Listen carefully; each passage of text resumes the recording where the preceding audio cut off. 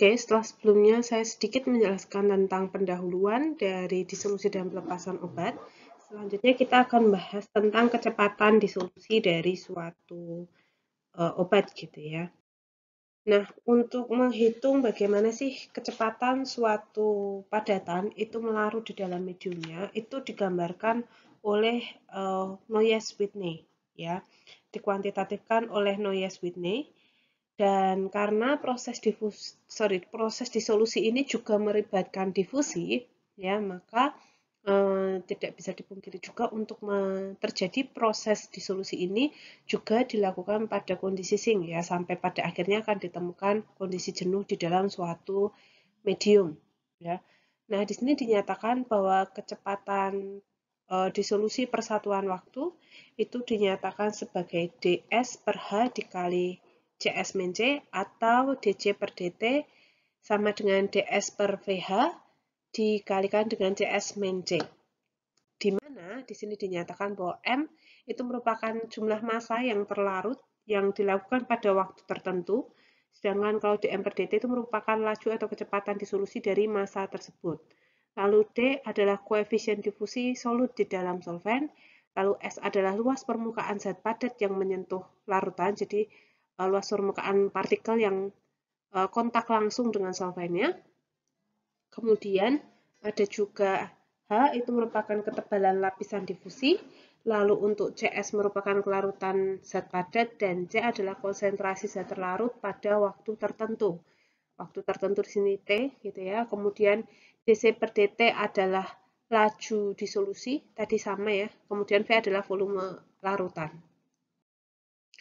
Nah, ada beberapa faktor yang tentunya akan berpengaruh terhadap proses disolusi gitu ya. Sebenarnya untuk proses disolusi itu sendiri ya ada gambar yang sudah saya siapkan yang saya minta kalian kerjakan sebagai aktivitas mandiri ya untuk dijelaskan bagaimana proses disolusi tersebut ya. Nah, untuk faktor-faktor yang mempengaruhi disolusi itu ada beberapa hal ya, mulai dari sifat fisika kimia dari zat aktifnya, kemudian jenis alat yang digunakan, kondisi percobaan, dan juga proses fabrikasi. Untuk sifat fisika kimia ini tentu dipengaruhi oleh kelarutannya ya, seperti yang sudah dibahas pada pertemuan minggu lalu ya, adanya polimorfi, apakah obat itu dalam bentuk hidrat atau sulfatnya, kemudian bentuk asam basa garamnya, ukuran partikel, keberadaan surfaktan, luas kontak muka, termasuk di dalamnya juga ada kosolvent dan lain-lainnya. Untuk jenis alat itu juga akan berpengaruh terhadap proses disolusi. Jadi ketika wadahnya berbeda, sistem pengadukannya berbeda, kemudian misalnya ada yang bentuk pengaduknya silinder, ada yang bentuk pengaduknya zigzag, itu akan memberikan hasil disolusi yang berbeda-beda. Kemudian suhu percobaan juga akan mempengaruhi proses disolusi. Lalu ada juga kondisi percobaan, dia terkait dengan kecepatan pengadukan, komposisi medium, dan juga temperatur atau suhu pada saat percobaan. Dan yang ketiga adalah terkait dengan bahan tambahan yang diberikan pada saat proses produksi obatnya. Dan yang kedua adalah metode pembuatan. Proses pembuatan obatnya juga akan berpengaruh terhadap disolusinya gitu ya. Misalnya kekerasan pada saat memberikan tekanan untuk membentuk tablet itu juga akan mempengaruhi bagaimana tablet itu nanti akan hancur sehingga dia bisa lepas dan terdisolusi. Kemudian ada faktor lain juga yang tentunya akan berpengaruh terhadap bagaimana disolusi dan pelepasannya gitu. Mulai dari bentuk sediaannya seperti di diagram yang sudah diberikan sebelumnya ya, kalau dia bentuknya tablet dia harus hancur dulu kemudian menjadi granul serbuk dari dia bisa terlarut gitu, atau dia sudah dalam bentuk serbuk sehingga dia bisa langsung terdisolusi. Nah, itu akan sangat berpengaruh. Kemudian bagaimana kondisi penyimpanannya, apakah kelembabannya tinggi atau tidak gitu ya. Ketika kelembabannya tinggi dan kelembaban itu terserap ke dalam sediaannya, itu bisa mengurangi kelarutannya. Bagaimana lama penyimpanan juga berpengaruh dan juga kemasan.